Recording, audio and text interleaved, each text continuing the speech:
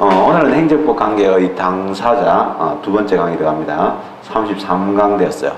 벌써 한 2주? 지금 벌써 2주 정도, 열흘이 약간 넘었는데 33강 왔습니다. 그죠? 다들 고생하셨고요. 교재는 2012년도 발언행정법 교재인데 2012년도 교재는 2014년 말까지 한 2015년판이 나오기 전까지 사용될 거고요. 2012년 7월 21일 오늘 촬영되고 있습니다. 페이지 124페이지고요. 어제까지는 행정법 관계의 당사자에 대한 기본적인 이야기를 했습니다. 어제 말씀드린 내용은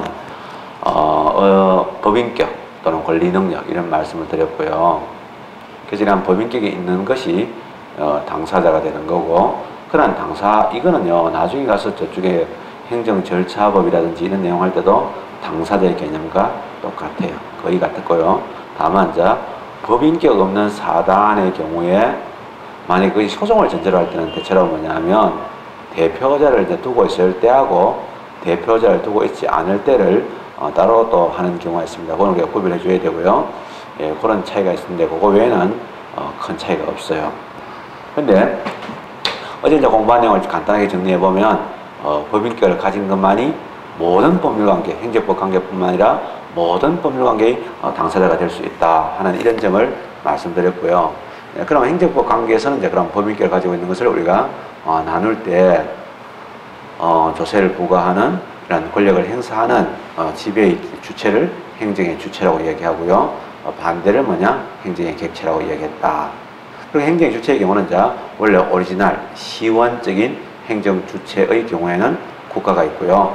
또 하나 그러한 국가로부터 그러한 권력의 일부를 넘겨받아 가지고 국가 대신에 지배권을 행사하는 그런 지배, 즉 행정의 주체의 기능을 하는 것을 우리가 전례적 행정 주체라고 했는데, 그런 전례적 행정 주체의 종류에는 법인격이 공법인으로 되어 있는 단체가 있죠. 그걸 보고 공공단체가 있다라고 했어요.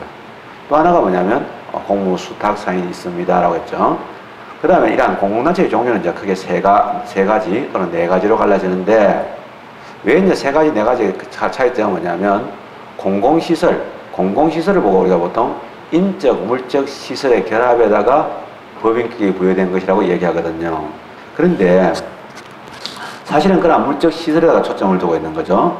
그러면 시설이라는 이 자체도 하나의 재산이거든요. 그래서 재산의 집합에 대해서 부여하는 것을 우리가 보통 공재단이라고 하는데, 그래서 그런 의미에서는 사실은 영종을 법인도 넓게는 공재단에 포함되지만, 또 어떤 선생님들은 그러한 시설이 갖고 있는 기능, 예를 들면 한국방송공사의 방송기자재 같은 것들은 공영방송적 기능에 대단히 도움을 줍니다. 이런 그 유형적인 어떤 기능을 갖고 있는 재산하고요, 그게 아니고 우리가 학술연구재단 같은 우리 대한민국 한국연구재단이라든지 또는 한국학중앙연구원처럼 그 자체의 기능이 아니라 그 자체가 갖고 있는 재원에 의해서 목적이 달성되어지는 경우 있죠. 좀 돈만 주면 뭐 논문 쓰니까, 그죠? 그래서 이제 그런 기능이 있는데 그걸 구별해서 이제 따로 또 공재단이라고 하는 분도 계시니까, 그냥 이거는 우리는 객관식 공부하는 사람들이니까 좀 더 넓게 공부해 둔다 하는 일이고요. 공공조합이 있습니다. 공공조합은 참 중요한데요. 이거는 사실은 이제 그 조합에 대한 설립에 대한 결의는 대체로 뭐냐? 공공조합의 경우는 사인들이 합니다. 주민총회가 하는데, 문제는 국가에 승인이 있게 되면 이 승인은 특허입니다. 승인이 있게 되면 인가가 아니고 특허인데, 보충행위 아닌 설권행위인데 승인이 있게 되면 법인격을 이제 가지게 되는 거죠. 그런 면에서 상당히 중요한 건데요. 과거에는 이제 가장 많은 것이 농지 개량사업 할 때 농지라고도 하고요, 토지라고도 했습니다. 그래서 농지 개량사업, 토지 개량사업 이렇게 했을 때 그런 농지 개량조합이 있습니다. 농지 개량조합이나 토지 개량조합이 있고요. 또 하나가 이제 우리가 지금 가장 중요한 공공조합의 종류로서는 도시 주거환경정비법에 따라서 주거환경정비사업조합이 있습니다. 이걸 옛날에 재개발조합이라고 했죠. 재개발조합이나 재건축조합이 현재 판례에서도 굉장히 중요한 기능을 차지하고 있습니다. 자, 이렇게 말씀을 드렸는데요. 이제 그 다음에 나오는데, 실질적으로 이제 그 다음에 조금 문제가 되는 것도 있긴 하거든요. 있는데, 나중에 이제 참, 과거에는 상당히 문제가 많이 되어가지고, 이야기가 많이 됐는데 지금 와서는 선생님들이 조금 말을 회피하는 게 있어요. 그게 뭐냐면 과거에는 공공단체의 성격이 분명했습니다. 왜냐하면 강제가입이고, 근데 요즘은 좀 덜한 편이거든요. 복수가 가능한 이런 형태다 보니까 옛날 같은 성격은 가능하지 않은데, 그렇다고 해서 순수한 사법적인 단체로 보기도 힘든 게 있어요. 어떤 게 있냐면 의사회, 변호사회, 약사회, 변리사회 이런 것들은요 실질적으로 가입이 강제에 가깝거든요. 그런데 문제는 옛날에는 단일 형태였어요. 지금은 단일 형태가 아니거든요. 근데 왜 이 변호사회 같은 거를 왜 그렇게 볼 수도 있냐 하면, 국가가 이런 변호사들이 비리를 저지르잖아요. 그게 형벌에 해당되는 정도가 아니면 국가가 스스로 제재를 가하지 않고요, 변호사에게 스스로 징계권을 줄 때가 있어요. 수임에 뭐 문제가 온다든지 이런 것들은 자체의 질서 유지 기능을 주거든요. 그래서 그런 것들 되는데, 그런 것들로서는 이제 우리가 상공회의소 이런 것들이 있었습니다. 근데 이런 부분들은 이제 선생님들도 좀 꺼려지거든요. 좀 성격이 좀 애매하니까, 객관식에서 얘기는 좀 안 좋아지니까 요즘 와서는 조금 뜸합니다. 잘 출제가 안 된다. 그러나 이제 그런 부분도 아직은 논의가 완전하게 마무리되어 있지는 않지만은 그렇게 될 수도 있다. 이런 이야기고요. 그 다음에 어제 이제 이야기했던 것들 중에서 행정의 주체를 얘기했고, 행정의 객체의 경우는 사인이 된다. 사인의 경우는 제일 대표적인 것이 자연인, 국민 한 사람 한 사람이 되겠고요.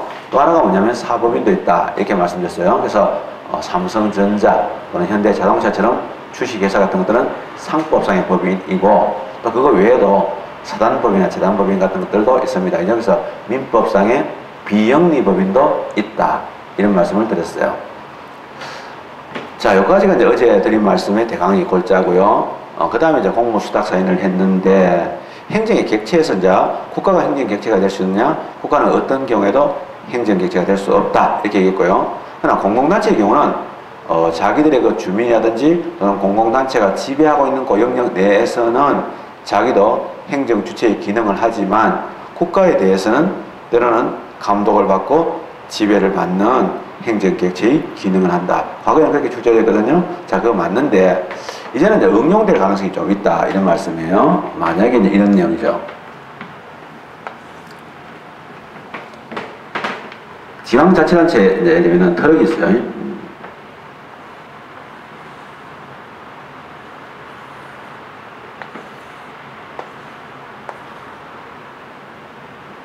트럭이 있습니다. 트럭이.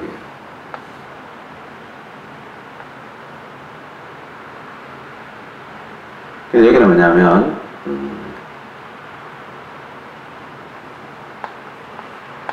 공무. 이런 공무로 인해서 이제, 트럭이 가고 있습니다. 뭘 하고 있냐면, 뒤에다 뭐 이렇게 뭐 싣고 가고 있습니다. 그죠? 실었는데, 이게 뭐냐 하면은, 공무원 하나 있어야겠죠? 그래서 이렇게 공무원 하나 있는데, 시원한 물을 시원하게 깎았어요. 이런데, 얘 웃고 있거든요. 왜냐면 공무원 된 지 얼마 안 돼가 되게 좋아하고 있어요. 처음에 한 달 정도 갑니다. 약간 좀 긍정적인 애들은 한 6개월 가죠. 한 1년 뒤에 가보면 다들 쾌행하게 갔습니다. 그거 하고 싶어서 또 못 사는 사람들도 있죠. 자, 가고 있는데, 얘가 있잖아요. 앞에 신호가 있었어요. 신호가 있는데, 빨간불이 켜져 있었거든요. 근데 쌩 하고 지나가 버렸어요. 얘는 지금 뭐 하러 가냐면 공무 수행용의 차인데, 뭐를 하냐면, 지금 도로를 지금 관리하러 가고 있는 겁니다. 도로를 보수하러 지금 가고 있습니다. 도로에 뭐가 있다니까 보수하는 차량이에요. 그럼 이 사람 이제 이 자동차인데, 이 자동차가 어디 소속됐냐면, 소속이 지방자치단체 소속의 공무원입니다. 이런 지방자치단체 이렇게 소속되어 있는 트럭이거든요. 그랬을 때 지방자치단체 소속의 트럭이잖아요. 이러한 트럭인데 지방자치단체 소속의 트럭이다. 그럼 이런 지방자치단체 소속이라는 트럭이 신호를 위반했다? 그러면 신호를 위반 행위를 우리가 뭐라 하냐면 질서 위반 행위라 그래요. 그럼 이런 질서 위반 행위를 하게 되면 잘했다 이래가지고 국가가 상을 주죠. 그게 뭐냐면 너에게 과태료를 부과해 주겠다. 이런요 과태료를 부과할 수 있거든요. 일반적으로는. 그럼 이런 과태료에 부과를 한다 할 때 부과를 하는 건 뭐예요? 행정 주체. 부과를 받는 건 뭐냐? 행정의 객체거든요. 그럼 이런 과태료의 부과에 객체가 될 수 있느냐? 즉 과태료의 부과에 대상이 될 수 있느냐? 과태료 부과의 객체 또는 과태료 부과의 대상이 될 수 있을까 하는 거예요. 여기 이제 이 내용의 핵심이거든요. 있을까요? 없을까요? 이런 거죠. 판례에 의하면.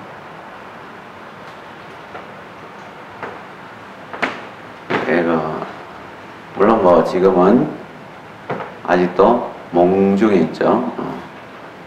꿈은 계속된다. 비록 내가 이불을 떨쳐 일어났지만 그러나 책상에 앉아있는 위치는 다르더라도 나의 꿈은 계속된다. 몽중이려. 좋죠? 이랬을 때는 어떻게 되냐면 자 여러분들 아침에 일어나서 나온 것에도 신기하고 경이롭습니다. 어메이징한데요. 어쨌든 간에 그래서 제가 혼자서 놀게요. 자, 이랬을 때 어떻게 되냐면 대도 못하죠? 저는 알아요. 난 아는데요. 이거는 지방자치단체 속의 자동차다? 그건 중요하지 않아요. 얘가 보수를 하러 가는데 물론 사실은 미리 좀 말씀드리면 우리나라에서는 국도유지관리사무소가 따로 있고요. 사실은 또 이 다 있습니다. 있는데 원래 이제 그런 데는 떼줬어요. 떼줬는데 예를 든다면 이런 얘기예요. 그러면 이런 지방자치 속인데 그 도로가 무슨 도로냐? 국도는 국가에만 있고 지방도는 지방에만 있어요? 아니죠. 그죠? 그 지방 안에 국도도 지나가잖아요. 그러면 이제 국도가 되는데 그러면 이게 이제 국도의 경우죠. 또는 지방도도 있습니다. 또 어떤 경우 요즘 도로가 국도와 지방도가 겹치는 부분도 있습니다. 임시차로 도로 공사하면서 옛날하고 달라가지고 이게 합쳐지면서 같이 되는 데가 있어요. 그럼 국도의 유지 관리는 뭐냐? 국가사무겠죠. 국가사무인데 지방자치단체가 뭐 했겠어요? 위임받아서 하는 사무죠. 그래서 이걸 위임사무라 그래요. 국가가 지방자치단체에게 위임해줘서 지방자치단체는 위임을 받아서 하는 사무가 되고요. 지방도의 경우는요, 이거는요, 지방자치단체 자신의 사무이기 때문에 이걸 보고 자치사무라 그래요. 이건 지방의 자치사무죠. 이렇게 돼요. 그러면 저 트럭이 이제 뭐하러 갔느냐? 어느 도로를 보수하느냐? 저 도로는 자기네 지방도도 보수를 하고 또 국가도 위임받았으니까 그것도 보수를 한다 친다면 이게 어떻게 되느냐? 가는 나름인데요. 위임사무의 경우는 사실은 뭐냐? 공무원의 신분은 지방공무원 신분이지만 위임을 받아서 일을 할 때는 국가공무원으로서 일을 하는 거예요. 그럼 얘는 뭐냐면 국가 조직의 일부가 되는 거고 밑에는 지방 조직의 일부가 되는 거죠. 근데 국가는 잘 알다시피 행정의 객체가 될 수 있느냐 이게 되죠. 행정의 객체가 될 수 있는 것은 과태료 부과 대상이 될 수 있느냐 할 때 위임 사무에서는 과태료 부과 못해요. 이거는 과태료 부과해요. 똑같은 트럭이 신호를 위반해도 이렇게 되더라. 이런 문제로 나올 가능성이 더 높아요. 이게 더 세련되잖아요. 약간 더 많이 물어볼 수 있잖아요. 이런 내용을 오늘 첫 시간에 말씀드렸고요. 자, 그 다음에 두 번째 이제 이게 되게 중요한 판례라고 저는 여겨져요. 그래서 이 판례는 꼭 잘 봐주시면 좋겠고요. 그 다음에 우리가 이제 잘 알다시피 지방자치란 말을 할 때는요, 넓은 의미에서는 어제도 말씀드렸지만은 국가의 지배를 받아야 되는 사람이 도리어 자기가 다른 사람을 지배하고 하더라 이거야. 그게 그냥 자치거든요. 그래서 가끔가다가 이제 이런 공부나 헌법 공부할 때 다음 중에서 직접 민주제도를 찾아봐라, 제도를 찾아라 나와요. 아닌 것, 인 것 나와요. 인거 찾아라는데, 인거 뭐가 있죠? 국민 소환, 국민 발언, 국민 투표. 국민이 직접 의사를 결정하고 하는 이런 것들 있죠. 이게 직접 이제 외워놨는데, 없어. 그 중에 하나 있어야 되는데, 없어. 그럼 뭘까? 자치가 돼요. 왜냐하면 자치도 사실은 자기 스스로가 지배를 받아야 되는데, 스스로 지배한다는 그런 입장에서는 그렇고, 또 자치단체 안에 들어오면 또 조례를 만든 사람 따로 있고 또 주민 따로 있지만 그런 구조도 있더라. 그럼 이랬을 때 이제 만드는 이 자주법이 나오잖아요. 지방자치법이란 자주법이 나오는데 자주법이라고 표현합니다. 이제 여러분들 공부할 때 공부 똑바로 해야 돼요. 공무원이 법령에 나오는 용어 자체를 몰라버리면 웃게 되는 거야. 그럼 이런 법제처에서 이번에 이제 법을 만들었는데 뭐라고 하냐면 뭐 자주법의 성격을 강화하고 이렇게 나온다고. 이게 뭔 소리인지 몰라버리면 좀 무섭지. 뭐 아니 내가 뭐 공무원 시험을 합격하고 안 하고를 떠나서 자 공무원 이건 뭐냐면 공무원인데 내가 뭐 법을 모른다. 법을 집행하는 공무원 행정이 법인데 법을 집행하는 건데 그건 좀 어이가 없다 이 말이야. 행정학은 솔직히 있잖아요. 그건 고위직 공무원들한테 교양으로 공부하는 거고 사실은 그건 썰푸는 거고 거부는수. 여러분들 민원하는데 거부는수 뭐가 필요해? 아무 필요 없어 그거는. 그냥 개념적으로 좀 알면 좋지. 물론 몰라서 좋을 게 뭐 있겠어? 근데 자주법인데 그럼 이런 자주법의 경우는요 한번 봐요. 이런 지방자치의 경우는요 이런 지방자치의 경우는 조례란 말을 쓰거든요. 그리고 이제 잘 아다시피 공공조합의 경우에는 그 조합원들끼리 지켜야 될 규약이 있죠. 그걸 보고 뭐냐면 정관이라 그래요. 이건 어디까지나 한번 봐봐요. 행정권 안에서 국가가 그 다음에 이런 공공단체에게 권한을 넘겨준 거잖아요. 권력분립적인 차원에서는 입법권하고 행정권이 또 따로 있단 말이에요. 그게 우리가 포괄적 위임을 금지하는 이유는 입법권의 지지를 몰각하고 입법권은 기본적으로 또는 원칙적으로 의회가 가진다는 이 원칙을 훼손받지 않기 위한 거지 내부의 문제는 아니죠. 따라서 잘 알겠지만은 이런 조례나 정관은 우리가 과거에 공부했듯이 이거는 뭐냐 포괄적 위임 금지에 적용 대상에 들어가지 않더라. 국가가 제정한 거는요 심지어는 형식은 행정규칙인데 법규성 가지는 행정규칙 형식의 법규 명령이라도 포괄적 위임 금지의 원칙에 적용 대상에 들어가는데 요거는 안 된다. 즉 포괄적 위임이 허용된다. 옛날에는 여기 시에서 많이 나왔죠. 언니 너무 고생했으니까 저는 정관 2 나가서 둘째가 니 좀 해볼래? 이렇게 됩니다. 이제 언니는 예쁘죠? 예쁜데 동생이 이제 못생긴 일도 안 하고 이랬으니까 그런 거죠. 꼭 못생긴 것들이 보면 일도 안 하고 맨질맨질해가지고 그렇습니다. 어쩌다가 늦게 들어왔는데 문 좀 열어주는 거 가지고 생색내고 막 그런 인간들도 있고 그런 것들 많습니다. 그래서 흑만한 아우 없다 이런 건데 확실하게 맞아떨어질 때 많아요. 참고로 저 장남입니다. 저는 우리 아버지는 11남매의 총장남, 위에 누나 없는 장남. 우리 엄마는 7남매의 총장녀. 하하하하. 사촌들은 전부 다 내 밑에. 지금도 사촌들 태어나고 있습니다. 삼촌 중에 저보다 10살 적은 삼촌이 있습니다. 내한테 두드림 맞습니다. 그래서 제 삼촌들은 개념이 별로 없어요. 이모들도 내보다 어린 건 많습니다. 고모도 나보다 어린 게 있습니다. 어린 정도가 아닙니다. 고모는 12살 어린 것도 있고요. 이모는 내보다 2살 어립니다. 까부면 죽습니다. 그래서 제가 좀, 뭐랄까, 좀 성격이 좀 장남 오보다 장남이다 보니까 좀 성격이 좀 근엄한 이런 뭔가 무기가 있는 그런 느낌이 오죠. 자, 그 다음에 넘어가죠. 자, 그 다음에 자 오늘은 여러분들이 엄청나게 궁금한 공무수탁 사연이 뭔가요? 를 설명할게요. 굉장히 궁금해 하셔야 돼요. 알겠죠? 궁금해 하셔야 되는데 궁금할 거야. 궁금해 꼭 궁금해야 된다고. 공무. 근데 어떤 학생이 있잖아요. 이걸 배우고 나서 내 카페에 들어와가지고 공무 수탁 사인 들어왔는데 지가 있잖아요. 그 닉네임 있잖아요. 닉네임을 뭐라고 했냐면 이렇게 났어요.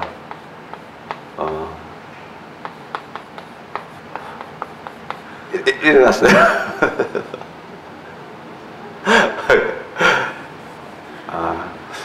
불러가 또 펴보려고 알았어요. 공무 수탁 사인이에요. 공무 수탁 사인 들어오게 되면 여기 공부할 내용들이 이런 공부하게 돼요. 처음에 공무 수탁 사인이 뭐냐, 뭐 이런 얘기를 하게 되고요. 두 번째 그 사례가 어떤 것들이 있느냐, 이거예요. 안녕하세요. 자, 그레이트 초미녀 등장입니다. 오늘은 고담시의 모든 적들을 다 물리치고 오늘하고 약간의 부상이 좀 있었습니다. 천천히 해요. 더워요. 천천히 합시다. 그러면 내가 빨리 강의해야 되는 것 같이 보이잖아. 자, 예, 뭐 동영상을 들으시는 분들은 좀 다행스러운 다행히 불행도 있고 다행이 있는데 불행은 뭐냐면 방금 들어온 이쁜 언니의 얼굴을 볼 수 없다는 거, 그게 되게 불행이고, 다행스러운 거는 촬영하고 있는 언니의 못생긴 얼굴을 안 보는 게 또 참 다행이고, 세상은 행복과 불행이 겹치는 거죠. 그러나 대체로 여러분들은 지금 행복한 줄 아세요. 왜냐하면 촬영하는 언니만 못생긴 게 아니고 제일 앞에 있는 엄청나게 못생긴 남자애도 하나 있어요. 그런 애들도 있고 이러니까 다행이다 이렇게 생각하면 돼요. 그래서 지금 카메라를 왜 자꾸 이렇게 학생 쪽에 전혀 안 비춰갔냐면 여러분들에게 분노의 게이지를 결코 올리고 싶지 않다 하는 제 막대한 배려예요. 여러분들은 오로지 왜냐면은 잘생긴 얼굴만 보여주려고 제가 무척 노력하고 있다는 거 꼭 기억해 주세요. 자, 들어갑니다. 그래서 공부 스타트하는 이제 의의가 들어오는데요. 이게 이제 사실은 비스무리한 것들이 있어요. 비스무리한 것들이 있어가지고, 그래서 그거하고 그냥 구별하는 게 중요해요. 옛날 문제는 이제 공부 수탁사인에 뭐가 있나? 판례가 어떻게 보나? 또는 뭐냐면 공부 수탁사인에서 항고성에서의 법적 지위는 어떻게 되고 국가 배상에서의 지위는 어떻게 되냐? 지금도 출제되고 있거든요. 그런 게 많이 나오는데 지금은 좀 더 이제 개념에서도 강학상의 개념도 많이 나와요. 그래서 실제로 이러한 공부 수탁사인에 대해서 실제로 의의를 먼저 말씀 좀 드리고요. 그 다음에 이제 요거하고 의의가 나오면 개념은 구별하기 위해서 나오는 거예요. 그리고 이제 사례를 알아둬야 되겠죠. 이렇게 하면 우리가 이제 공부 수탁사인을 좀 알게 되는데, 이런 공부 수탁사인에 대해서 이제 법적인 지위가 어떻게 되느냐, 이거 중요해요. 그래서 법적인 지위, 국가 배상에서는 어떻게 되고 항고 소송에서는 어떻게 되느냐. 국가 배상국의 법 개정이 있었거든요. 단지 이거 하나 때문에 개정된 적도 있어요. 그러니까 이런 내용도 알아두면 좋겠다 이런데요. 도리어 이제 사인의 의의를 선생님이 이렇게 이야기하는 것보다는 사례를 한번 먼저 말씀드려 볼게요. 그러면 여러분들이 저절로 사례가 구체적이잖아요. 귀납적인 게 더 좋아요. 아, 내가 보니까 그렇구나, 저런 거 이렇게 생각하잖아요. 그렇게 사례를 한번 먼저 보도록 해요. 시험에서도 바로 사례가 나오니까, 그죠? 그러면 공부 수탁사인데 사례가 있는데 그 사례는 어떤 것들이 있을까라는 것들이죠. 가장 전형적인 건데 그 자체는 시험에 잘 안 나와요. 왜냐하면 수험생들이 다 알 거라고 생각하니까 재미없어서 나오긴 나와도 별로 아닌 게 별정 우체국장이라는 거예요. 별정 우체국장.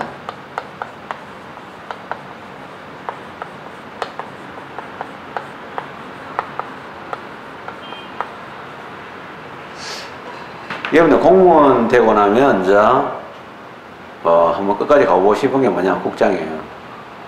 장관이나 차관은 운이 따라야 되는 거야. 내가 마침 그때 있었는데 이제 나이가 들고 그래 되면 지금 여러분 주변에 뭐 잘 나간 사람 없잖아. 근데 나중에 이제 많이 알아놓으면 어느 날 내 동기들이, 내 동기 형이 뭐 대통령이 된다든지 장관이 된다든지 이렇게 되면 땡겨주고 이렇게 한단 말이야. 그때 되면 내가 뭐 어떻게 하다 보면 살다 보면 이제 처음에는 구급은 아무것도 아니야. 동네 아줌마들 또는 반장이나 통장들의 밥이야. 밥인데, 근데 이제 시간이 좀 지나가면 이제 내가 모시던 계장이 또 처음에 있었던 그분이 나중에 또 국회의원이 되고 이래야 된다고. 그러면 이제 또 내가 그 말, 이러면 어느 날 기회가 온단 말이야. 인생은 참 몰라. 드라마틱한, 앞으로 여러분에게는 굉장히 많은 드라마틱한 일들이 벌어질 거예요. 왜냐하면 제가 개인적으로 제 앞에 제가 지나간 겪었는 것만 봐도 저는 생각도 못한 일들을 많이 겪었거든요. 근데 그거하고는 비교가 안 되죠, 여러분들은. 근데 이제 사실은 국장이 이제 되는데, 국장만 되면은, 국장까지는 뭐냐? 과장까지는 사실은 자기 능력이야. 과장은 자기 능력으로 올라갈 수 있어. 근데 이제 과장인데, 국장이 대단히 높은 거잖아요. 근데 처음에는 처음부터 국장한 사람 있나? 없죠. 그러나 이거는 처음부터 국장이야. 평생 국장이야. 이게 뭐냐면, 별정우체국장은 아는 분은 다 아시지만은 아는 사람 대상으로 강의하는 거 아니니까 말씀드릴게요. 자, 이거는요, 별정우체국장이 별정우체국 있다 그러면 어마어마한 오지란 거야. 오지인데, 이 오지에도 뭡니까? 별정우체국 만들게 되면 최소한 우체국장 하나에다가 직원 2명의 집배원 하나는 있어야 돼. 아무리 적어도. 그러면 단순한 4명으로 된 조직이라 할지라도 이거 월급이 얼마 나가느냐? 어마어마하게 많이 나가. 그럼 연간 몇 억 나가거든? 몇 억 나고 시설 유지하는데도 얼마나 많이 들겠어요. 그런데 문제는요, 동네에 있잖아요. 주민들이 몇 명 되지도 않아. 그러니까 동네가 이제 몇 명 안 되는데, 그렇다고 해가지고, 어떤 데는 뭐 전체 면 자체가 뭐 2,000명도 안 되는 인데 됐단 말이에요. 그러면 이게 말이죠. 가가지고 우편 요금 가지고는 감당이 안 되거든. 그러니까 국가가 이제 그 월급을 못 주니까 어떻게 하냐? 동네 주민들 보고, 옛날에는 중학교 예상, 지금 고등학교 예상인데, 손들어봐 해가지고, 이거 할 사람 손들어봐 하면 저요, 이렇게 손들어. 그럼 니 해라. 그러면 지가 내가 우체국장, 아빠 우체국장, 따님은 이제 우체국에 이제 또 계장하고 있고, 그 다음에 이제 아들은요, 집배원 겸 또 계장하고 있고 이러는 거야. 그러니까 이제 가족, 패밀리 비즈니스가 된다고. 뭐 괜찮아, 이거. 왜 괜찮냐면, 다 잔머리 굴려. 요걸 하게 되면요, 왜 농지 있잖아요. 도로변에 있는 거 전용하기 어렵잖아요. 농지 전용하면 대지로 바꾸면 땅값이 올라가거든. 근데 이걸 우체국으로 만든다 그러면 농지 전용을 시켜줘. 그냥 오래 하다가 또 일정한 기간이 지나면 싹 옮기는 거야. 또 딴 농지로. 그래가지고 장사도 해먹고 이렇게 한다고. 나름 다 머리 쓰고 살거든. 그 다음에 이것도 연수도 받고 해야 돼. 요거는 뭐냐면 별정우체국장은 사인이야. 사인인데 문제는 국가로부터 우정사무를 분배받아가지고 그 권한을 행사하는 거야. 그래서 상당히 중요하다고. 도장도 찍어주고 이렇게 한단 말이야. 우리가 내용 증명 같은 것들은 법적인 또 효력도 있잖아. 그죠? 이런 것들을 한단 말이죠. 근데 그거는 하는데 문제는 얘가 뭐냐면 하는 일은 뭐냐면 사실은 우체국장하고 똑같아.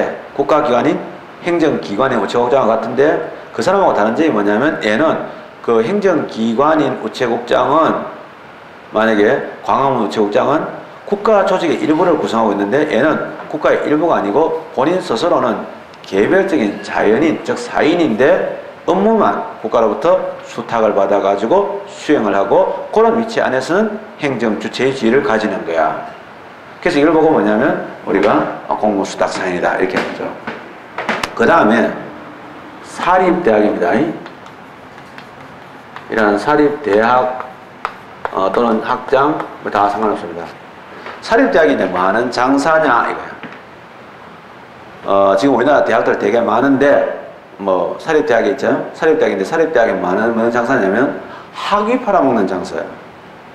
학위 때문에 이제 학위 팔아먹는 장사지. 그래서 학위인데 이 학위를 누가 원래 주느냐 하면 내가 행정법 선생님 중에서 독일 유학 갔다 왔는데 뭐 독일 국가 박사 뭐 있는데 모든 박사는 다 국가가 주는 거야. 원래는 석박사는 다 석박사 학사는 다 국가가 해요. 근데 그걸 이제 국가가 직접 시험을 치고 그 다음에 공부를 시키고 학점을 체크하는 게 아니고 사립대학교에다가 체크를 시키는 거지. 공립대학교는 이제 공립대학교 자체가 이제 법인이 아닌 경우에는 그거 자체가 행정기관이니 그거 말할 것도 없는 거고 그건 직접 하는 거고. 근데 이제 사실은 사립대학교는 대신 시켜주는데 사립대학교는 재단이잖아요. 학교 재단인데 사인인데 국가가 학위 수여권을 부여한 거야. 그래서 우리 학위 수여라든지 또는 교직 이수 같은 것들이죠. 이런 것들은 다 뭐냐면 학위를 이러한 수여하는 이 기능은 국가 기능이야. 그래서 여러분들 중에서 사립대학 졸업하신 분들은 졸업장 뭐 오래되었겠죠. 졸업한 지가 벌써 한 10년 넘었을 건데 졸업장에 보면 총장 누구누구 이렇게 나옵니다. 학위를 수여한다. 뭐 교육부 몇 조에 따라서 나옵니다. 딱 수여하고 그래서 줄 딱 긋고 밑에 위임장이 나와 있어요. 국가로부터 교육부 장관부터 내가 위임 받아가지고 이거 한다고 분명히 이렇게 기재가 되어 있어요. 안 받겠지만은 뭐 그날 여러분들 그렇겠죠. 뭐 옛날 애인 찾아올까봐 걱정하고 있었겠죠. 근데 하여튼간에 그런 것들 이런 것도 있어요. 이런 것들이 여기 들어가고요. 그 다음에 이제 민영교도소. 이 민영교도소인데 교도소는 이제 교도소를 운영하는 거 교정행정은 행정인데요. 이런 민영교도소인데 이러한 교도소를 운영하는 만약에 주로 그냥 종교재단이 많습니다. 그래서 이런 종교재단, 민영 교도소를 운영하는 종교재단 때 이거 공법인이겠습니까? 종교재단을 운영해서 공법인은 없습니다. 독일의 경우에는 종교재단은 공법인입니다. 독일은 그래서 목사들이 목사하면은요 일단은 지성이 됩니다. 우리나라는 목사하면 일단은 뭐 성추행, 사기 뭐 주로 이런 이미지죠. 왜냐면 뭐 그러니까 그렇죠. 그래서 이런 것도 있어요. 그래서 민영교도소 이런 운영하는 종교재단인데 요거는 일정한 범위 내에서 이제 그렇게 되는 거죠. 그 다음에 그거 말고도 잘하는 게 뭐냐면 선장이나 또는 기장이 있습니다. 비행기나 또는 배 안에서 근데 잘 알다시피 비행기나 배는 뭐예요? 외국에 나가서도 그 안에는 대한민국의 법이 적용됩니다. 즉 통치권이 미치거든요. 기국주의라고 배웠죠, 그죠? 그렇기 때문에 선장이나 기장들은요 그 안에서 질서를 유지해야 되는데 비행기 안에다가 파출소를 설치할 수 없잖아요. 그러니까 뭐냐면 선장도 마찬가지죠. 그래서 그 안에서 호적 사무, 지금은 이제 호적이 없어졌지만은 호적 사무라든지 옛날 애가 태어나면은 여기서 태어났습니다 하고 신고해야 되는데 지금은 호적은 별로 없었죠. 경찰 사무, 만약에 도둑놈이 있다든지 이랬을 때는 잡아서 인계해주는 이런 기능들이 있다는 거죠. 그래서 나머지도 좀 봐주면 좋아요. 그래서 이것도 있고, 그 다음에 토지수용법, 공익사업법인데 공익사업법상의 사업시행자, 그래서 이제 공익사업법, 그래서 공익사업법에 따라서 또는 토지수용법, 과거에는 토지수용법인데 이러한 공익사업법에 따라서 공용수용권을 가진 이러한 사업시행자, 즉 기업자라고 합니다. 이 사업시행자라고도 하고요. 기업가가 아니고 기업자인데 이때 기어는 이 기자입니다. 이렇게 기자지 도모한다는 기자가 아닙니다. 우리가 엔터프라이즈 할 때 기자는 여기 자거든요. 중소기업 할 때 기자는 여기 자고요. 중소기업 할 때 기업이 요거예요. 그리고 사람 인자에다가 거칠 기자를 쓴다. 사람의 길을 더 이상 포기했다는 뜻이라. 기업을 할 때는. 농담. 자, 이거요. 자, 그런 얘기인데 어쨌든 기업, 일을 일으키는 사람들이죠. 이런 것도 있더라. 이런 것을 이제 기업자라고 하죠. 그래서 이런 기업자. 그래서 우리가 이제 이런 업자가 있습니다. 그래서 업자, 기업자가 있다는 거죠. 그래서 이렇게 있죠. 이런 것도 있습니다. 그래서 이것들 정리해 보면 어떤 내용이 되냐면 교과서 다 있는 거라서 같이 얘기해 본 거고요. 이제 사련되는데 의가 나가면 의에서는 뭐냐? 자, 국가로부터 있잖아요. 이런 국가로부터 공무죠. 이런 공무 수행이 가는데 이런 공무 수행의 권한이겠죠. 권한을 저번 시간에 말씀드렸지만 권한을 넘겨주는 것을 위임이라고도 하고 위탁이라고 하는데 위임은 상하, 위탁은 대등인데 문제는요 사실은 상하와 대등이 애매할 때도 있고 실무에서는 위탁이나 위임을 구별하지 않을 때도 있으니까 혹시나 또 거기에 대한 분쟁이 발생할까 싶어가지고 넘겨줬다는 게 중요하지 뭐 상하 대등 별로 안 중요하다. 실무에서는 그렇게 생각하죠. 그래서 그냥 어떨 때는 위임, 위탁 받아서 이런 수행하는 또는 수행 또는 행사하는 그런요 이런 사인을 우리가 공무수탁 사인이라고 한다라는 거예요. 중요한 내용은 이제 뭐가 중요하냐면 구별되는 개념이 중요한데 이미 시험에서 본격적으로 여러 번 출제됐습니다. 최근에. 그게 바로 뭐냐면 공무수탁사인이라고 하죠. 구별되는 개념인데 구별되는 개념에서 제일 중요한 개념이 바로 뭐냐? 행정의 보조자라는 겁니다. 행정의 보조자는요. 행정의 이러한 보조자라는 개념은 실제로 이거는 겉으로 봤을 때는 공무수탁사인하고 거의 구별이 안 됩니다. 이게 되게 애매한 부분이거든요. 애매한데 중요한 건 뭐냐면 행정의 보호자는요 권한을 위임받지는 않았어요. 자기가 권한이 없어요. 그래서 이 행정의 보호자는 자기가 이러한 직무 수행에 대한 이러한 권한은 없어요. 권한은 없는데 일은 해요. 시키는 대로. 권한은 없지만 시키는 대로 일을 하는 거죠. 이게 뭐냐면은 보호자인 거예요. 그래서 얘는요 일은 해요. 이러한 직무를 수행을 해요. 일은 하는데 문제는 뭐냐면 권한이 없다는 요점이 가장 큰 차이점이에요. 또 하나 있어요. 그 다음에 나오는 얘기가 뭐냐면 공의무 부담사인. 이건 출제가 안 됐습니다. 지금 살짝 나오려는 기미가 보여요. 공의무 부담사인인데요. 이거는 뭐냐면 얘는 어떤 거냐면 우리나라가 만약에 전쟁이 났다. 그러면 전쟁했을 때 제일 중요한 것 중에 하나가 뭐냐? 전쟁 군수 물자 중에 제일 중요한 게 정유회사입니다. 기름입니다. 기름이 없으면 탱크도 못 움직이고 비행기도 못 움직인 거야. 그러니까 뭐 국가가 이제 그때 되면은 이런 기름들 전부 다 뭐냐? 군수용으로 돌려야 되겠죠. 그러면 이제 민간용들은 기름이 없으면 또 갑작스럽게 민간도 또 안 들어가면 안 되잖아요. 후방 지원해야 되는데. 그러니까 뭐냐면 그러한 민간들 보고 중요한 회사들, 정유회사들 보고 너들 평소에 위기에 대처해가지고 얼마씩을 저장해놔라 기름을 이런 의무를 부과해요. 이거는 뭐냐면 공무부담사에는요 권한은 없는데 의무만 부담해요. 얘들은 의무만 있지 이런 게 됐어요. 그래서 시험 문제에서는 이런 문제도 중요하겠지만은 그래서 이제 잘 알다시피 비상시를 대비한 석유 비축 의무 부여받은 자. 그래서 사실은요 이러한 비상시 대비 비상을 대비한 이러한 석유 비축 의무자죠. 그래서 이러한 비축을 해야 될 의무를 가진 기업들입니다. 의무자들이 있다는 거예요.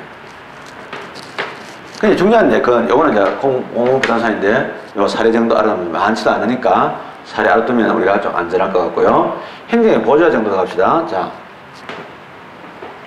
시험 우리가 기간이 많이 남았다 이렇게 생각합니다. 9급의 경우는 내년도 시험을 치는데 또는 지금 사회복지는 이제 곧 시험이 있겠지만은 시험이 많이 남았다 생각하는데 집에 가서 한번 계획표 한번 잡아봐요. 잡아보면요 12개월도 안 남았지만은 12개월 남았다 치더라도 2달에 한 번 지나가면 6번이에요. 근데 시험 치기 직전에는 4개월 동안은 사실은 시험 준비하잖아요. 그때가 마음 바빠져. 그럼 이제 늘 하는 게 뭐냐면 시험 4개월이나 2개월 전에 하는 게 문제풀이를 해야 될까? 이론을 해야 될까? 요약을 봐야 될까? 책을 기본서를 다 봐야 될까? 기본서를 보고 있자니까 시간이 넘어가고 요약을 보고 있자니까 또 충분하지 않은 것 같고 문제를 보고 있자니까 이론이 빠지는 것 같고 이론 보고 있자니까 문제가 빠지는 것 같고 이런 생각되거든요. 그러면 제일 이상적인 게 뭐예요? 4가지 다 하는 거야. 크게 보면 이론과 문제를 동시에 다 하는 거야. 그래서 문제풀이 꼭 초보자들 같은 경우는 내가 전혀 모른다. 그럼 처음부터 문제풀이 그건 힘들지. 그러나 적어도 공부한 지 있잖아요. 한 8개월이 지났으면 그 다음부터는 뭐냐? 문제풀이 할 수 있는 수준 되잖아. 그러면 내가 생각할 때는 상시적으로 문제풀이 하라 이거야. 꼭 문제풀이는 겨울이 돼가지고 1월달 되고 3월달 되고 5월달 돼가지고 시즌이 붙고 학원에서 광고가 나오기 시작하면 그때 해야 되는 거예요? 그거는 학원들은 장사를 하기 위한 거고 학원에는 장사라는 것은 뭐냐면 우매한 수험생들을 이용해 먹는 거야. 교묘하게. 우매한 수험생들을 교묘하는 제일 중요한 시스템 중에 하나가 나는 노량진 시스템이라고 생각해. 이 우매한 것들이 지가 똑똑하다고 생각해. 처음에 정한 번 안 들어. 듣고 나서는 시간이 모자라네. 깊이가 없네. 그래 단가만 들어. 단가만 한 2개 들어. 돈은 돈대로 깨지지. 돈이 막 많이 들어가. 듣고 있다가 그러면 2달 또는 2달 지나가. 또 어정쩡하니까 나게. 어정쩡하게 나가지고 딱 이렇게 한 달이 안 끝나고 2월 며칠 이렇게 10며칠 끝나. 그럼 그 다음까지 시작도 못 해. 그러니까 2 과목 하고 나서 또 어정쩡하게 2달 쉬고 한 달 반 쉬고 이렇게 하다가 또 2 과목 들어. 또 나머지 2 과목. 그러면 다른 과목 듣는 순간 성적은 자꾸 떨어지고 이래 되는 거야. 그게 반복돼. 지는 공부 많이 했는 것 같고 다 들은 것 같고 상당히 했는 것 같지만은 실력이 안 늘어. 그러니까 내가 생각할 때는 5과목 전 과목을 만약에 진짜 내년을 확실하게 준비한다면 지금부터 문제풀이를 해나가. 나중에 가서 영어 갈 때 이 선생님이 좋을까 저 선생님이 좋을까 지금부터 하면 되잖아. 지금 국어도 이 선생님이 좋을까 저 선생님이 좋을까 수능에도 좋은 선생님이 있다든지 지금부터 하면 되잖아. 지금부터 시간 여유 있을 때는 안 하고 탱자 놀다가 나중에 가서는 시간 없어요. 바빠 죽겠어요. 몸이 안 따라가요. 피곤해요. 이러는 거야. 근데 지금 다 해놓으면 되지. 지금 다 해놓으면 나중에 룰루랄라 하면서 가는 거야. 왜 그렇게 사는지. 처음에는 이해가 돼. 첫 때 한 해는 당연히 이제 그렇게 버벅거리는 게 이해가 돼. 그 이해했다 버벅거리는 게 아름다워. 근데 공부를 오래 하신 분들이 왜 그렇게 하시는지 그거는 잘 이해가 안 된다고. 그거 지금부터 하세요. 지금부터 있잖아요. 모의고사도 치고 하는 거야. 그냥 모의고사가 생활화 돼야 돼. 그 옆에 그 조카들 보면요. 왜 뭐 공문 수학 이런 거 하잖아요. 그럼 수학 문제 많은데 맨날 반복되니까 어떻게 해요? 갔다 10분만에 다 풀잖아요. 쫙 풀어놓고 나가잖아요. 그런 식으로 푸는 연습을 하면 어느 날 모든 문제의 유형이나 판례가 눈에 들어오게 되고 그러면 이제 뭐냐? 내가 문제 읽는 속도가 빨라지는 거야. 처음에 공부 못할 때는 또 외국 공부할 때는 단어가 눈에 들어온다고. 단어를 막 해석하려고 그래. 그러나 조금 더 가면 구문이 들어오죠? 그러나 사실은 영어를 진짜 잘한다면은 문장이 딱딱딱 끊어져. 문장이 딱딱 눈에 들어오지. 문장은 봐야지. 그 단어로 보이지 않는다고. 사실은 모든 말들은 비켄슈타인이 얘기했듯이 하나의 문장이라고. 문장이 하나의 이미지로 들어오는 거야. 우리 행제부 채울 때 뭐 글자를 보고 해요? 행제부 좀 처음 어릴 때는 그렇게 돼 있지만은 소설 볼 때 그게 글자 하나하나를 보면서 안 읽잖아요. 전체로 문장을 쫙쫙 읽어 나가지 글자를 안 읽는다고. 그러면 뭐 시간이 없었네, 마음이 바빠가지고 마킹에 실수를 했네, 뭐 이런 소리 안 하게 돼. 그러고 문제를 하도 다양하게 봤기 때문에 이제는 뭐 지긋지긋해. 그래서 뭐 특정한 뭐 이거 좋네, 저 나쁘네 이런 소리 안 해. 수업에서 내가 작년도에 문제풀이 할 때 이 선생 들어볼까? 저 선생 들어볼까? 고민했던 사람이 있을 거 아니야. 싹을 다 끌고 와서 다 들어보는 거야. 그리고 지원하는 뭐 구간들 다 좋아. 강의들 구간들 다 뭐냐 저쪽에 뭐 어둠에 다들 경로를 통해서 다 돌아오잖아. 그거 다 들어보면 진짜 최고 좋아. 뭐 영어가 뭐 갑자기 뭐 2013년도 다른 경향이 나와요? 수능식인 경향이 나온다. 그거는 옛날부터 있었던 일이야. 그거는 수능 이전에 대학에 본고사 했잖아요. 본고사 이건 닮았었고요. 그 다음에 예비고사 때는 예비고사 이건 닮았었고, 그 다음에 수능 생겨서 수능 경향이 닮아가는 거야. 왜? 수능이 좀 더 돈이 더 많고 앞서가니까. 그러니까 그거 따라가면 제일 좋다고. 그래서 그게 제일 중요해요. 행정의 보조자가 이게 중요한데요. 핵심 내용이 누구냐면 행정의 보조자에 뭐가 있나 하면은 아주 유명한 놈이 하나 있어요. 그게 누구냐면 소득세, 원천징수, 의무자라는 게 있어요. 소득세, 원천징수, 의무자 이렇게 있어요. 이게 되게 중요한데요. 소득세, 원천징수, 의무자 이게 한때는요, 사실은 과거의 전통적인 다수에게는 소득세, 원천징수, 의무자를 공무수탁사인의 대표적인 사례로 봤던 적이 있어요. 그게 이거는 막 학술의 가장 큰 변화를 보여주는 대표적인 아이콘이에요. 그래서 시험에서 많이 나와요. 보면 알겠지만 최근 5년간 문제 보면 또는 2년간 문제 봐도 이게 안 나오는 해가 없어요. 그렇게 출제가 많이 되는데 이유가 뭐냐? 바로 전통적 견해의 변화거든요. 그럼 소득세 원천징수 의무자일 때 원천징수가 뭔지를 좀 먼저 말씀드리는데요. 세금은 원래 말이죠. 소득이 있고 나서 그 다음에 납부길이 생기게 됩니다. 그 모아가지고 납부길이 생겨서 납부길이 지나고 나서 징수하는 게 원칙이에요. 그러면 소득세 경우는 어떻게 하냐? 매일매일 소득이 생기죠. 그럼 매일매일 세금 부과해요? 그렇지는 않죠. 그럼 소득세 납부하는 그 피리어드는 뭐냐면 1년이에요. 그럼 1년 지나가면 1년 단위입니다. 12월 말까지 이제 소득을 기준으로 합니다. 그럼 12월 말 지나가지고 자, 이때까지 1년 동안 버는 돈하고 돈을 다 나한테 이제 갖다 이야기해. 하게 되면 이제 자기가 돈을 내게 되겠죠. 여기는 사실은 소득세 형태예요. 그래서 사실은 자영업자의 소득세든 뭐 변호사 뭐 이런 소득세든 전부 다 뭐냐 그렇게 해가지고 확정은 이제 5월달에 된다고. 계산하고 해가지고 뭐 정산해가지고 비용 빼고 이렇게 해가지고 확정이 된다고. 이게 이제 소득세 형태라고요.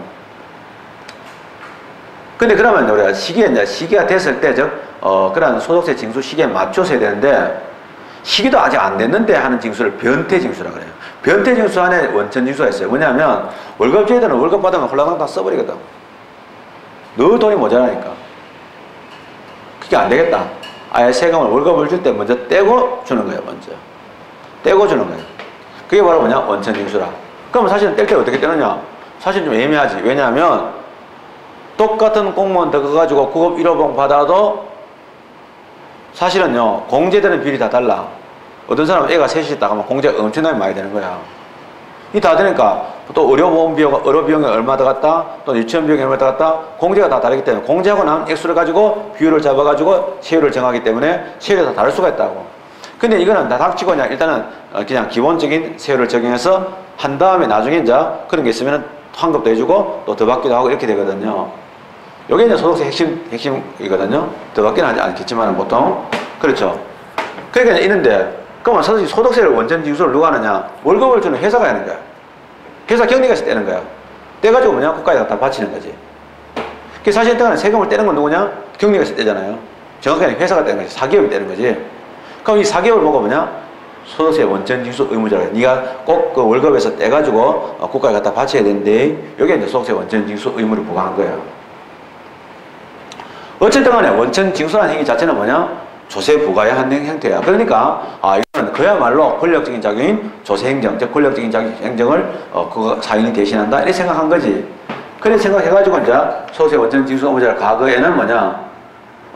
공무수탁산이 대표로 살려봤는데 지금은 안 그래요. 지금의 현재의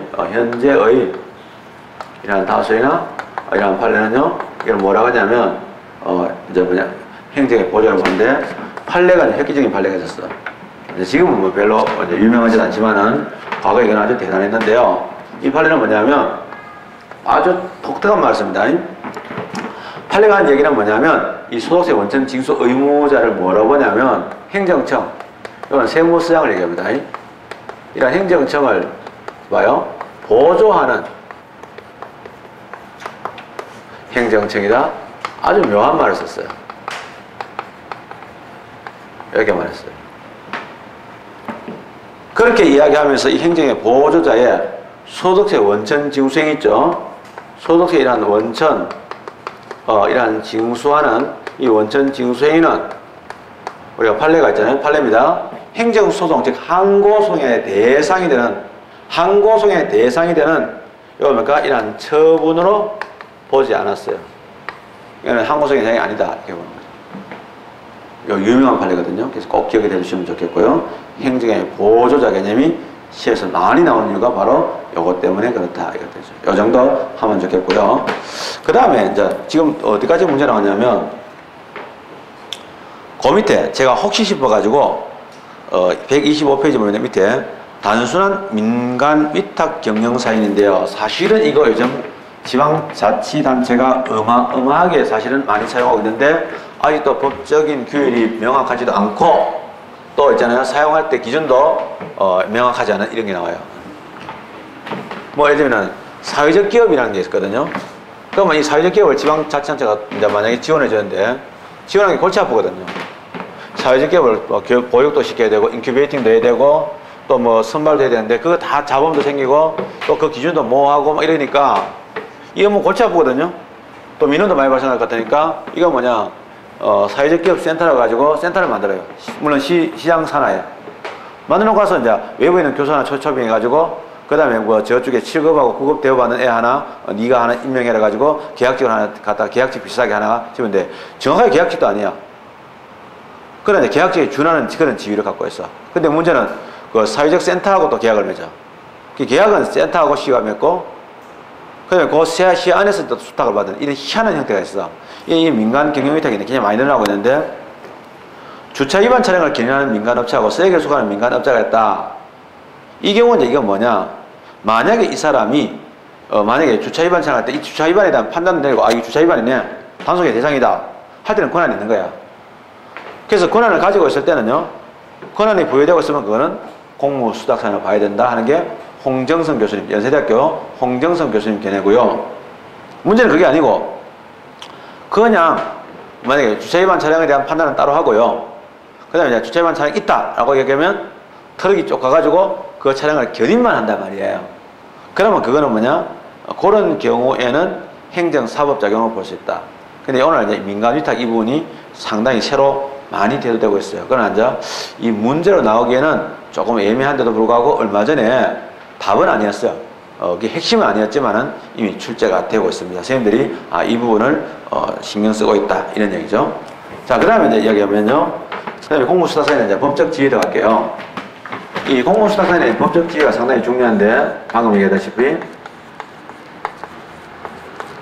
한 번 더 얘기합니다.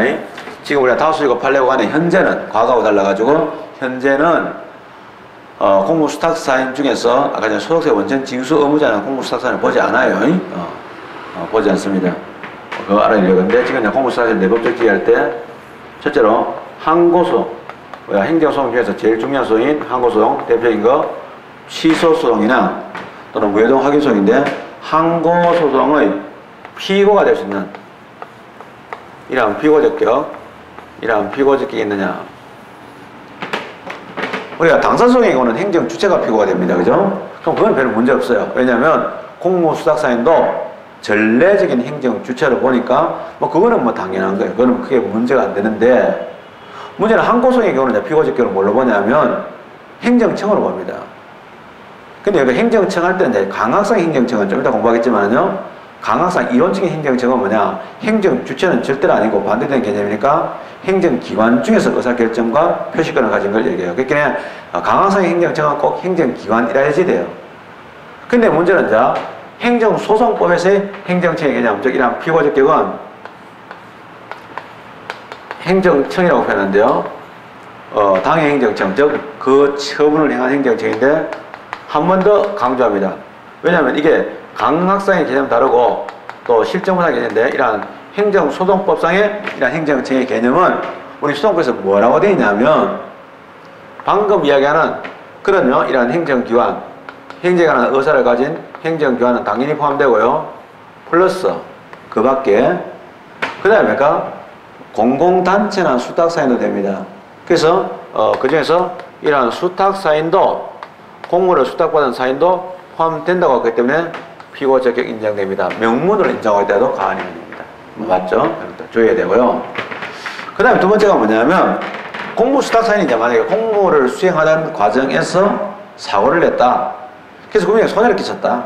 법을 위반해가지고 그것도 고의과실로 손해를 끼쳤을 때 이 공무 수탁사인 행위가 국가 배상의 대상이 될 수 있느냐 이건데요. 이러한 국가 배상인데 이러한 국가 배상에 대해서 국가 배상 책임인데 이러한 책임을 진다 이렇게 나올 때가 있어요. 참 애매한데요. 진다 맞아요. 맞는데 자 국가 배상 책임을 진다는데 진다란 말은 뭐냐면 공무 수탁 사인이 국가 배상에서의 이러한 직무행위 이러한 직무행위를 하는 공무원 이러한 공무원에 해당합니다. 그래서 사실은 나오는데 지금은 이제 이걸 공무원에 해당한다. 즉 우리가 가해자가 공무원이라야 된다 하는데 그 공무원에 해당하는데 지금은 뭐냐면 명문으로 명문으로 그러한 공무원과 그 다음에 이런 공무원을 수탁받은 사인 그래서 공무원 수탁 사인하고 아예 명문으로 규정을 두고 있습니다. 그래서 더 이상 논란의 여지도 없다. 옛날에도 해석성도 당연히 인정했는데 되더라. 이 두 가지도 상당히 중요합니다. 그래서 그런 내용도 알아두시면 좋다. 지금은 더 이상 그렇게 보지 않고요. 하나만 더 합니다. 그러면 잘 아시다시피 이런 공무를 위임 위탁했을 때 위임과 위탁 우리가 공무를 위임한다든지 또는 위탁할 때 공무 수탁이라는 말은 위임 위탁일 때 위임 위탁에 대한 위임 위탁은요 첫째로 뭐냐 법적인 근거를 요하느냐 이런 문제가 있습니다. 좀 이따 나오지만은 요합니다. 왜냐하면 행정조직법상의 권한을 만들어 놨는데 조직법과 다르게 권한을 행사하게 되니까 국민에 대해서 알아야 되겠죠. 그래서 법적 근거를 요한다 되고요. 두 번째가 법적 근거 요하느냐 말고 법적 근거 있느냐 이런 문제 있습니다. 있느냐 있는데 있을 때 물론 개별법이 있겠죠. 그거는 말할 것도 없습니다. 아까 전에 개별법이 있었습니다. 뭐 우리가 경찰이라든지 호적 이런 등등은 다 법들이 있는데 그거 말고 있잖아. 일반법이 있느냐 이게 나옵니다. 자 이거 학생들 좀 간과하는 면입니다. 간과하는 면이 있는데 왜? 과거에 많이 출제된 내용이 아니라서 특히 오래 공부한 사람들이 간과하는 면이 있는데 일반법이 있습니다. 있는데 그게 이제 두 가지가 있죠. 하나가 지방정보조직부하고 지방자치법 그래서 이러한 정보 이러한 조직부하고 또는 지방자치법에 일반적 근거법이 있는데 읽어볼 필요가 있습니다. 정보조직법 제6조입니다. 126페이지에 보면은 3번 문제에 3번 사망 6조 사망이죠. 권한의 위임 또는 위탁인데 되게 중요한 조항들입니다. 근데 여러분하고 총론과 관련된 부분은 이제 사망인데 행정기관은 법령이 정하는 바에 의하여 그 소관 사무 중 조사, 검사, 검정, 관리 업무 등 국민의 권리 업무와 직접 관계되지 않은 사무를 지방자치단체가 아닌 법인, 단체 또는 그 기관이나 개인에게 위탁할 수 있다. 이 개인이 바로 뭐냐? 공무수탁사인이겠죠. 이런 것도 있고 그 다음에 아까 전에 말씀드렸다시피 기장에게 뭐 주는 거 항공안전보안에 관한 법 또는 선언법 사법경찰관계의 직무를 행할 자와 그 위탁에 위임에 관한 법률 요 따위 것들이 있는 거예요. 이런 것들이 이제 내용이 들어갔구나. 이야기 끝이고요. 그 다음에 뭐 그런 정도 하죠. 예, 좀 하고 이제 세 번째 시간은 이제 뭐가 되냐면 보조 강의로서 이제 행정기관, 예, 원래는 행정처가 아닌 것 할때 행정기관인데 행정기관, 행정처 이런 개념들을 우리 총론 출제되는 범위까지만 좀 강의를 하고자 합니다. 거기서 이제 대리, 위임, 또는 법정대리, 또는 그 임의대리, 또는 지정대리 이런 정도도 좀 공부를 하고요. 또 위임하고 대리가 어떻게 다르냐 이것도 봐야 되고, 특히 내부위임, 판례에서 나올 때 내부위임의 경우는 그 성격이 어떻게 되느냐 여기까지는 좀 봐두는 게 맞겠나. 총론을 공부하는데 필요하기 때문에 말씀드리겠습니다. 좀 쉬었다 계속 하죠.